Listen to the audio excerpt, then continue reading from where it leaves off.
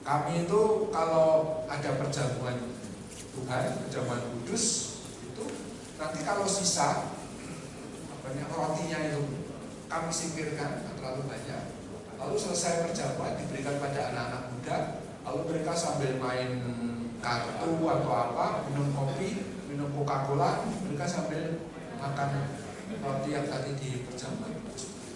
Karena bagi kami itu bukan lagi kita baru bisa ya. Kalau kita kan dan diberi kartu. Wong saya saja kalau lihat prodiakon itu meletakkan sibori bukan di atas korporal, saya itu langsung tak masukkan korporal. Saking hormatku pada sakramental, ya harus ada di atas korporal sebagai penghormatan. Itu ya.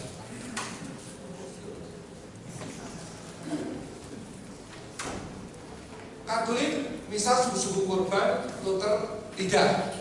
Karena bagi dia hanya satu-satunya perjanjian baru dan tidak boleh disaingi oleh korban yang lain. Menolak misal sebagai Konsili Trento itu sidang 3 kali, sayangnya menjadi dilihat dari 3 tema itu menjadi 3 tema, yaitu tema resistensia, komunitas dan tentang korban. Semangat dasar Trento sebenarnya bertujuan meneguhkan iman dan membimbing masyarakat pastoral. Dalam konteks kontroversi reformasi, Trento menegaskan adanya nyata Kristus dan Eucharistik dan sebagainya. Metode Trento, doktrina, kanones, doktrina itu kurang positif, kanones itu penolakan ajaran yang dianggap menyimpang. Itu loh, barang siapa yang maka terkuncilah dia, terkutuklah dia itu loh. Nanti itu bisa dilihat. Ini saya nggak punya waktu, tetapi intinya mari kita beri contoh, kita baca kanones. Misalnya ada 491, coba lihat halaman 491. Itu contoh aja 491. Saya ada salah cetak, padahal udah sekian mata itu mengamati sebelum cetak itu pasti salah. 491. Yang kanon ketiga itu harusnya kan inden, ditulis sama dengan kanon 2 dan kanon 4, tapi kayak body text itu sebenarnya salah ya formatnya. Coba lihat kanon 3, kanon 491. Jika seorang menyangkal bahwa dalam sakramen Ekaristi Maha Kudus dalam setiap rupa dan dalam setiap bagian dari masing-masing rupa setelah pembacaan sekalipun hadir seluruh Kristus, maka terkuncilah dia. Ini yang saya sebut dengan ajaran Christus totus, seluruh Kristus. Jika seorang menyangkal dalam setiap bagian, dalam setiap rupa, entah rupa roti atau anggur, roti tok, anggur tok, dan dalam setiap bagian dari masing-masing rupa, entah menerima hosti 5 tadi, atau hanya separuh, atau sejuil, atau seperempat, atau menerima anggur itu bagian ini, semuanya tetap di situ hadir seluruh Kristus. Ya ini ya yang saya maksudkan dengan ajaran Kristus totus tadi.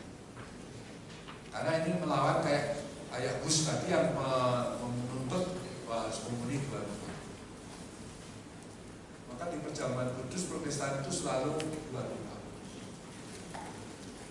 Nah, kemudian transubstansiasi ya, saya lewat aja 2 rupa korban ada 78 halaman 507 ini penting sekali. Nah, beberapa catatan. Amat dianjurkan membaca kanon Trento tentang presensia, komuni 2 rupa dan korban. Konsili Trento tidak memberi ajaran baru, tetapi menegaskan kembali apa yang telah diimani gereja sejak para rasul dan dihidupi dan dipahami sepanjang sejarah. Jadi Trento sebenarnya tidak membuat ajaran baru, tapi menegaskan kembali ajaran yang sudah ada dalam seluruh tradisi sejak gereja perdana. Soal korban, Trento mengakui korban salib itu sebagai satu-satunya korban perjanjian baru, seperti juga Lutheran dan Protestan. dan dikatakan sebagai korban absolut. Tapi perbedaannya dengan Protestan, misa juga tetap sebuah korban yang benar-benar sungguh-sungguh, tapi bersifat relatif.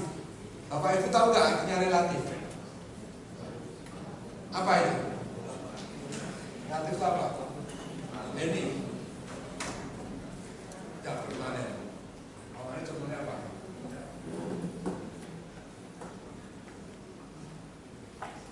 Relatif. Misalnya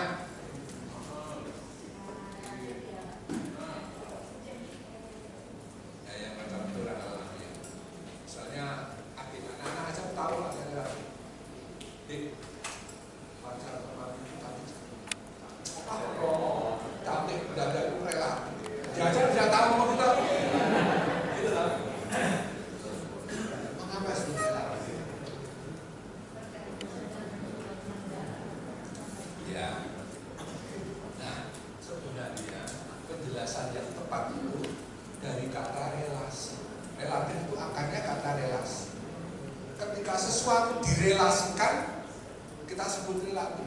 Umpamanya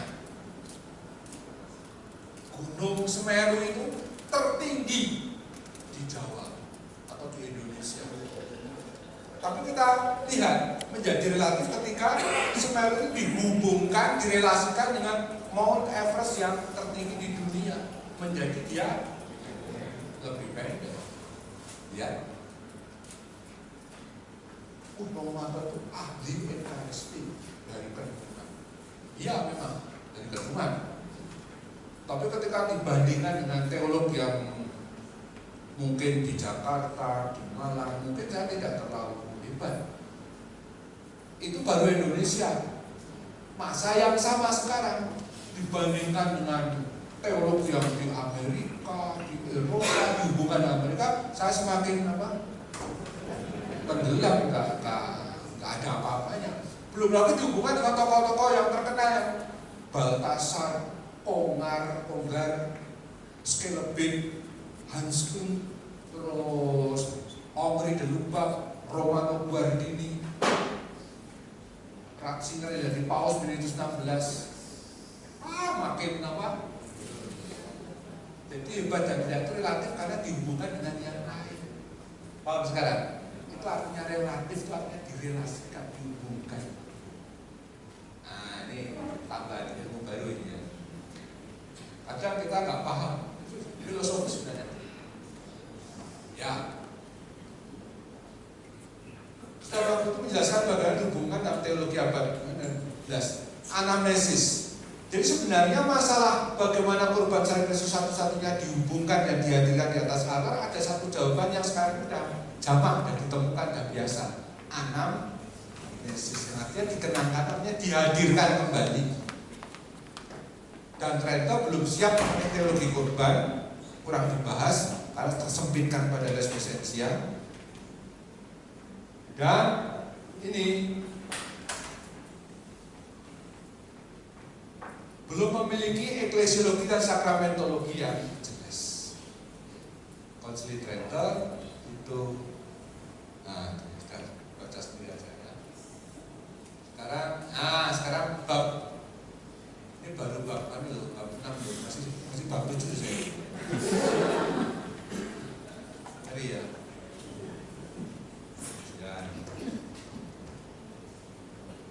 Suasana umum menjelang abad 20, gereja cenderung klerikalis, yuridis, apologetis, dan dunia yang terlalu rasional, modernisme dan sebagainya. Dua, terjadi berbagai gerakan pembaruan di berbagai bidang gereja. Ada banyak pembaruan gerakan. Ada tiga faktor yang sangat berperan, yaitu teologi misteri, perubahan pola pikir modern yang antropologis, dan gerakan ekumenis.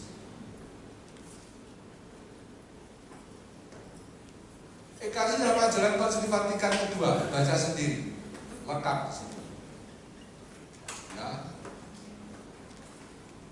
Ini juga. Nah, saya rangkumkan. Vatikan kedua merumuskan sintesis ekaristi secara integratif, kristologis, eklesiologis, liturgis. Perhatikan tadi, abad pertengahan itu terlalu memisahkan realis presensia, kehadiran sudah berupa roti dan anggur dari perayaan umat. Tadi contohnya orang podo jalan-jalan sendiri, cari mesti diangkat, tapi tidak ikut misanya, tidak ikut. Yang penting melihat sakramen. Sekarang harus ikut misa awal sampai akhir. Dan ini dikasih yang lain. Paus Yohanes Paulus kedua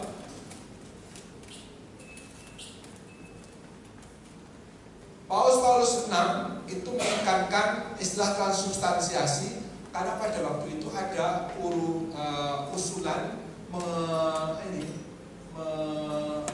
menambahi karena substansi itu sudah menjadi artinya material, tidak lagi esensi. Lalu mereka mengusulkan transfinalisasi dan transignifikasi.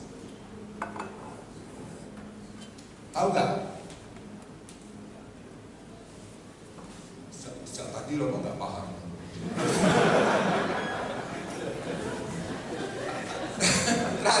Transfinalisasi, kata final itu tujuan. Jadi transfinalisasi berarti tujuannya berubah. Lalu transignifikasi dari kata signum, tanda, berarti perubahan tanda. Paulus 6 mengatakan jangan mengganti istilah transubstansiasi. Boleh menambahi, tapi tidak boleh mengganti atau menghilangkan. Nanti seolah-olah gereja pernah salah gitu loh.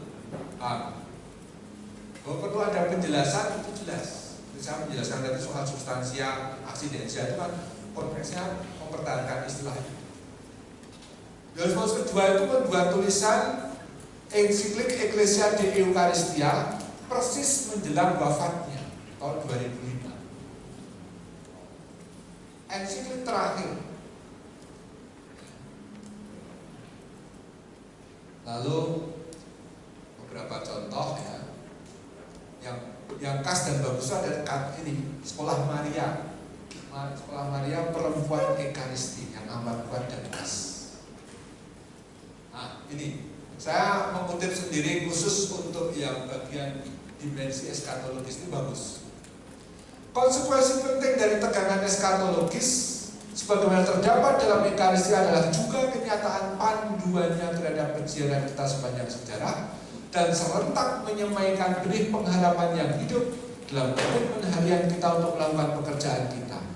Hal itu justru menambah dan bukan mengurangi rasa tanggung jawab kita terhadap dunia dewasa ini. Banyak masalah telah meredupkan cakrawala dewasa ini.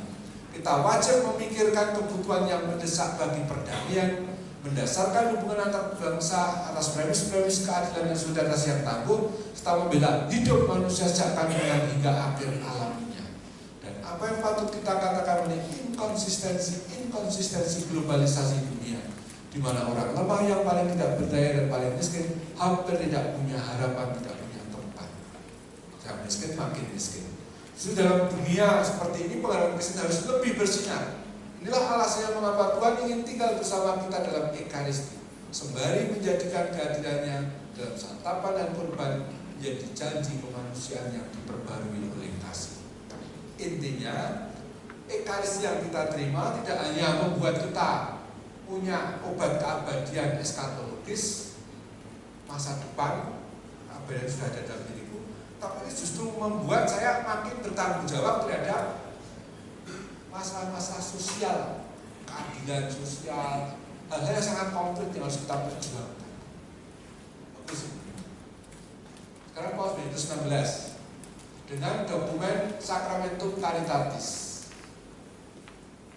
Di nomor 94 itu, Ekaristi adalah akar dari setiap bentuk kesucian, dan setiap orang dari kita dipanggil pada kepenuhan hidup dan Roh Kudus. Betapa banyak orang kudus telah meniti jalan kesempurnaan, kekudusan, serta dibantu oleh Deus Ekaristi mereka. Kekudusan mereka selalu menemukan pusatnya dalam Ekaristi. Kalau Paulus pernah berkata, yang membuat kita cepat menjadi kudus kalau kita suka adorasi Ekaristi. Di sini ada gambar adorasi kan? Coba banyaklah berdoa di depan sakramen.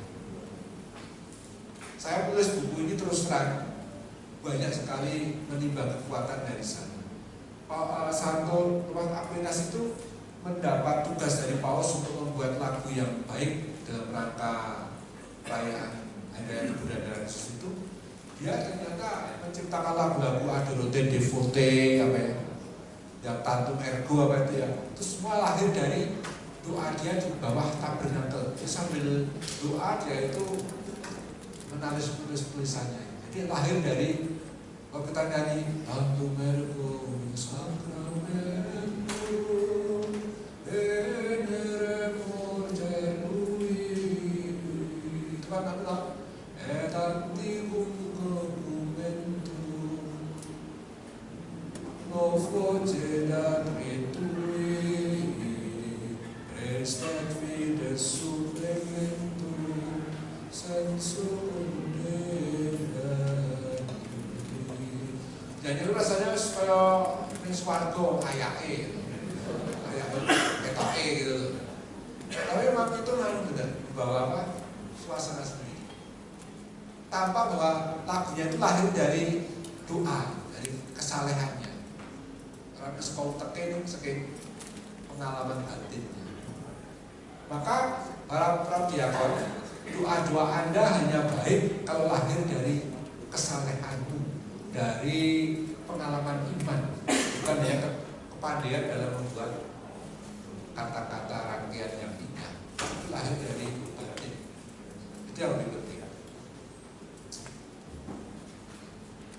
Paus Fransiskus tidak punya dokumen khusus, tetapi dia banyak sekali pandangannya dan menarik. Pertama, Ekaris sebagai perjumpaan kerinduan akan Allah. Dia mengatakan gini, untuk merayakan Ekaristi, pertama-tama kita perlu menyadari kehausan kita akan Allah, merasakan kebutuhan kita akan Dia, merindukan keadaan kasihnya serta menyadari bahwa kita tidak dapat berjalan sendiri, melainkan membutuhkan santapan pada minuman hidup kekal untuk menopang perjalanan kita. Ekaristi adalah pergi keluar atau misioner. Kita tidak dapat menyambut sang roti hidup jika kita tidak memberi roti kepada yang lapar. Kita tidak dapat mengambil bagian dalam roti hidup jika kita tidak berbagi penderitaan dengan saudara kita yang berkekurangan. Peran Ekaristi dapat mengubah dunia sejauh kita sendiri membiarkan diri diubah dan menjadi roti yang dipecahkan bagi sesama. Kata-katanya itu bagus sekali, kreatif. Ini kayak Yohanes Chrysostomos tadi ya. Kita harus perhatian pada orang miskin, pada yang lapar. 3. Ekaristi sebagai transformasi hidup. Ini bagus ini. Ekaristi adalah kehadiran Yesus dan kehadiran itu sungguh mentransformasi secara mendalam. Yesus datang dan harus mengubah Anda. Dalam Ekaristi Kristuslah yang mempersembahkan dirinya, memberikan dirinya bagi kita, yang mengundang kita dan hidup kita dipelihara olehnya, olehnya dapat memelihara kehidupan sebesar kita. Saya pernah dan sering mendengar umat itu berkata begini, Romo, bisa itu gimana ya Romo ya? Maaf ya Romo ya. Romo sekarang kalau khotbah itu gak mutu. Mutu maksudnya apa? Mutu itu maksudnya muka tua. Terus. Nah kalau pulang itu gak dapat apa-apa. Gak ada yang di Jakarta itu apa? Gak ada. Jadi pulang rasanya gak ada apa-apa, gak dapat apa-apa. Kalau bilang ini, kamu menghina, bukan menghina Romo ya, kamu menghina Tuhan. Kok bisa Romo? Iya. Kamu kalau Ekaristi, kalau misa, oke, khotbah kami gak baik, kami akui. Tapi kalau kamu misa, kamu maju komuni enggak? Maju. Waktu komuni dapat apa? Tubuh Kristus. Kristus suci. Kok bisa? Ngomong pulang tidak? Lah kan dapat tubuh Kristus kamu. Ya. Enggak kerasa apa-apa itu. Ya karena kamu hidupmu tidak siap untuk menerima Tuhan, istilah tadi saya sudah ngomong berkali-kali. Kalau si Yosomus mengatakan ada mnesikakia, ada dasar dendam, pokoknya ada unsur-unsur sikap batinmu yang membuat konstitusi memang datang, komuni memang kita terima, tetapi tidak efektif, nabar seperti kamu itu minum obat, tapi bersamaan dengan minum susu. Oh gitu ya, jadi nggak ada perubahan. Harusnya mengubah. Kamu yang tidak mau diubah. Terus kan saya selalu ngomong gitu. Kalau orang mengatakan aku bisa nggak dapat apa-apa, khotbah. Jadi bisa itu sama dengan khotbah itu. Atau menghina Tuhan tuh yang memberikan hidupnya dalam rupa roti dan api. Contoh lain. Masih berapa menit, Bu? Jelas, waduh. Berapa?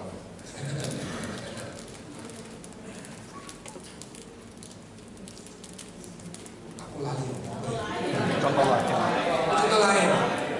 Contoh lain. Ya soal belum ingat saya. Apa ya padahal? Contoh lain tadi soal ya, tidak dapat apa-apa tadi ya. Tidak dapat apa-apa.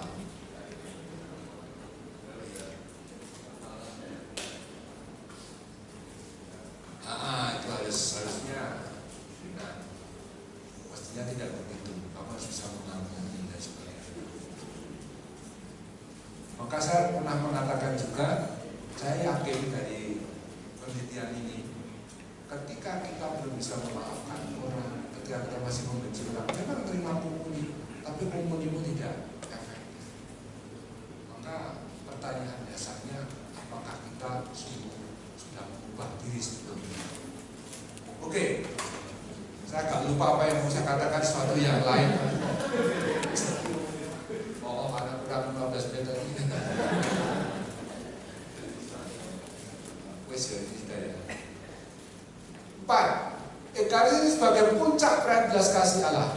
Paus Fransiskus mengulang-ulang bagaimana belas kasih Allah itu memuncak pada perubahan Ekaristi. Kenang-kenang misteri Paskah Kristus, sumber keselamatan bagi setiap manusia dan seluruh dunia. Singkatnya, setiap momen perayaan Ekaristi menunjuk belas kasih Allah.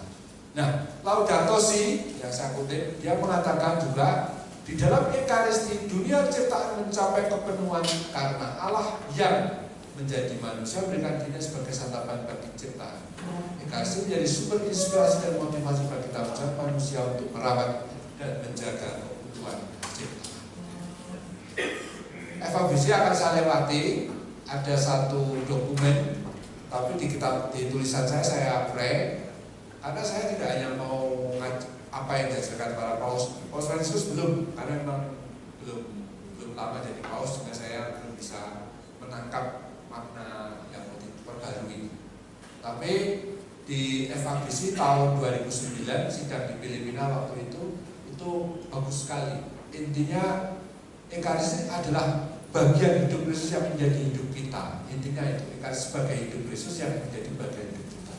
Penguraiannya menurut tata liturgi, mulai ritus pembuka, sabda, Ekaristi, ritus komuni, semuanya itu bermakna dalam hidup. Bisa dibaca sendiri.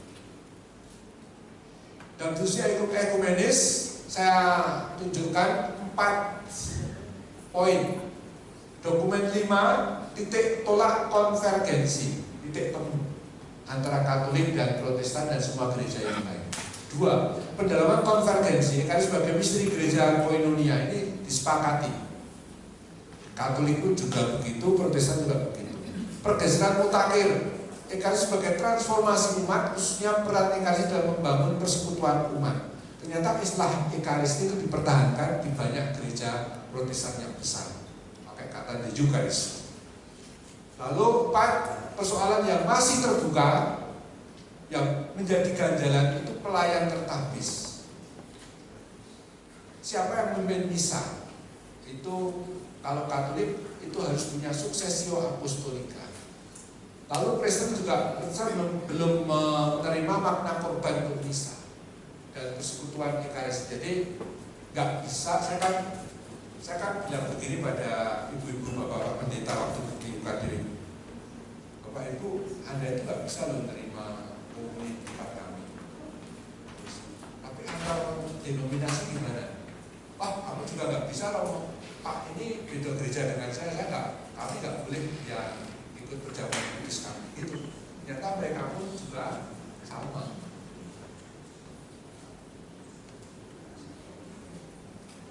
Ini bab 8 ini, bab 7 adalah terbagi atas dua bagian. A, saya menguraikan kalau ngomong tentang Ekaristi, teologi modern itu ngomong apa saja. Sungguh saya petakan semuanya supaya kalau kita membaca teks saya itu Anda sudah mengerti, di dunia seluruh dunia ini pembahasan Ekaristi terbagi atas 6 tema ini. 5 itu yang klasik, Kristus dalam Ekaristi, Ekaristi sebagai korban, Ekaristi sebagai perjamuan sakramental, Ekaristi sebagai pelayanan tertabis, 5 mengenai Ekaristi sebagai firman relevansi bagi hidup kita. Nah, sekarang ini muncul beberapa tema, semakin dipertanyakan makna Ekaristi bagi keadilan sosial dan global. Dua dimensi kosmik, keutuhan alam lingkungan. Bagaimana hubungan Ekaristi dengan ekologi? Jadi masalah. Ini dimensi digitalisasi.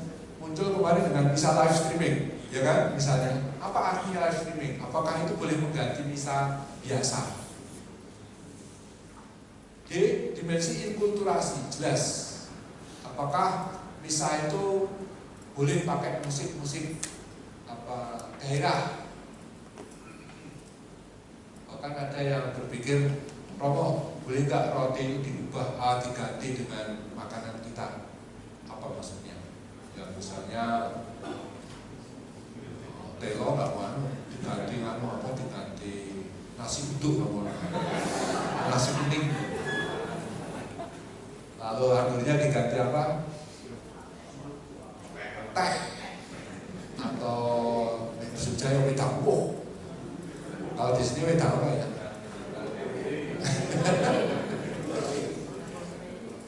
Terakhir dimensi teologis feminis juga terus menjadi ini sangat mencakup seluruhnya. Saya merasa hampir semua aspek saya renungkan waktu itu. Lalu B ini apa yang menjadi gambaran teologis tersebut. Kalau saya disuruh ngomong tentang Ekaristi, terus perjalanan panjang saya tadi beratus-ratus halaman tadi, akhirnya saya menyampaikan kalau saya ngomong Ekaristi, maka pertama saya bertolak secara trinitaris karena itu pendekatan yang diterima dalam BEM bersama Protestan, karena saya senang pendekatannya ekumenis, tidak eksklusif. Lalu dari Romo Osborne juga mengatakan sakramental itu baik kalau dipikirkan dari Triniter, tapi juga terutama pengalaman gotong royong. Gotong royong saya yang membedakan dengan teks yang lain tuh, saya selalu bertolak dari paham Jawa atau paham Indonesia. Gotong royong itu kan semangat kebersamaan orang Indonesia. Nah, itu saya gunakan sebagai konteks awal. Kan sebagai pujian syukur pada Bapak, saya bertolak dari kata selamatan, syukuran. Orang syukuran itu kan kepada pohon apa? Selamat apa namanya? Selamatan, sehat, walafiat, sebagainya kepada Allah sesuai dengan makna Ekaristi. Ekaristi sebagai adalah sakramen Yesus, paham rahayu, rahayu manunggaling kawula Gusti. Istilahnya itu manunggaling kalau Gusti pernah dengar ya? Ya, bersatunya Raja atau Gusti dengan kalau kita ya Tuhan dan manusia. Lalu omong hal-hal yang sangat menjadi ajaran gereja dengan bahasa saya, tapi saya mengikuti pembagian 3 kehadiran menurut Johannes Betz, kakek guru saya yang bisa punya promotor namanya Romo Prof Votalis. Prof Votalis punya guru namanya Prof Betz, Johannes Betz. Saya banyak mengutip Johannes Betz kalau tidak perhatikan, karena itu kakek guru saya. Ya, ahli Ekaristi sangat diakui di Jepang, dalam acara dan sebagainya. Maka saya sekarang sebagai cucu murid juga mengembangkan Ekaristi. Lalu nomor 3, Ekaristi sebagai epiklesia Roh Kudus. Menang ning nom, ada Bapak ada suara itu paling senang ngomong ini. Menang ning nom. Menang itu menang diam ning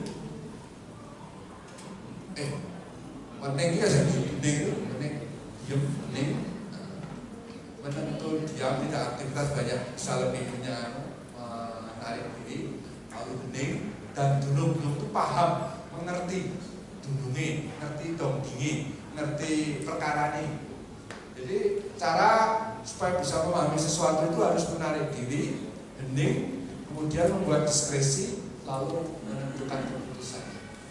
Dikaitkan dengan Roh Kudus, saya kaitkan dengan teologi timur dari John Sisulas dan Alexander Schmemann. Bacanya ini Schmemann. Oh ini SCH itu bacanya kayak syukur. Schmemann. Orang-orang timur kan namanya satu baca. Yang keempat, Ekaristi. Saya membuat pernyataan yang khusus. Seluruh Ekaristi adalah sebuah epiklesia, sebuah permohonan kehadiran Roh Kudus yang memutuskan. Yang keempat, Ekaristi membentuk gereja. Saya menggunakan kata pasamuan dari kata samaha. Bapak Ibu yang Jawa, siapa yang Jawa? Pernah dengar pasaman suci? Iya tak? Terjemahan untuk gereja ternyata pas dari kata samaha itu artinya perkumpulan karena dipanggil, karena diundang. Tapi suci, ada yang undang Tuhan, jadi menjadi pasaman suci. Di buku ada. Lihat. Untuk eklesia. Maka Ekaristi sebagai gunanya maklumat dalam konteks kultural, inkulturasi dan konteks digital sekarang ini saya jelaskan juga. Yang kelima, Ekaristi mengarahkan gereja kepada kepenuhan eskatologis. Orang Jawa itu selalu kalau bulan sebelum puasa ada namanya Donyadren, ya kan? Kalau kita bulan apa? Orang Katolik bulan November. Itu November kita ke makam toh, bahkan bisa di makam saya. Ingat ya, Katolik gak paham itu? Gak paham. Bulan November.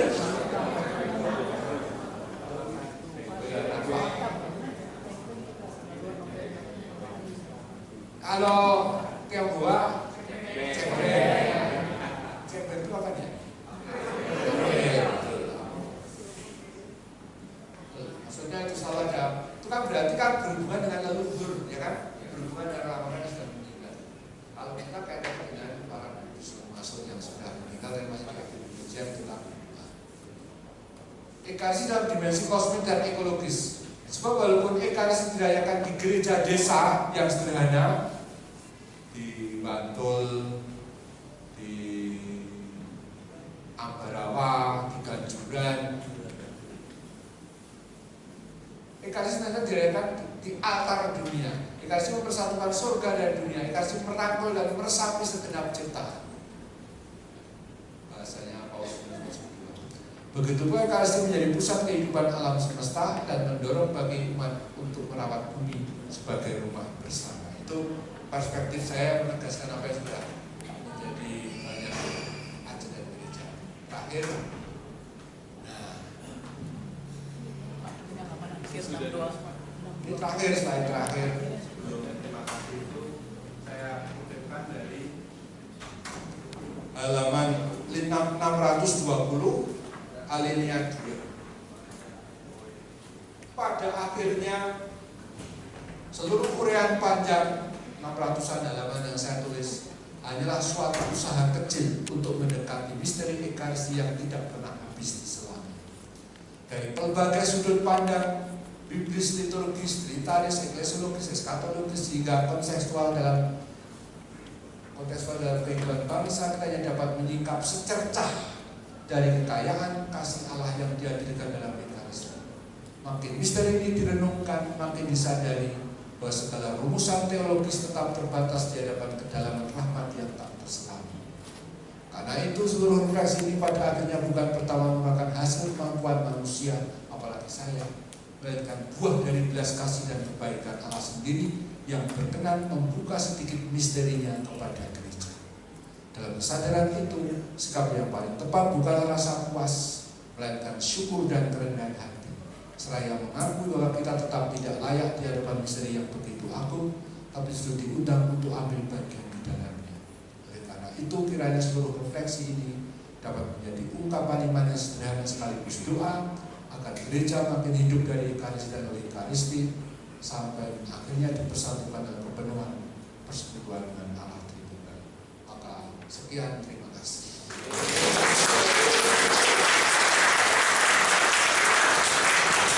Terima kasih Bapak Marto. Kita langsung ya Romo, silakan kita buka waktu untuk tanya jawab. Silakan yang pertama dan kedua dulu ya, tiga dulu ya.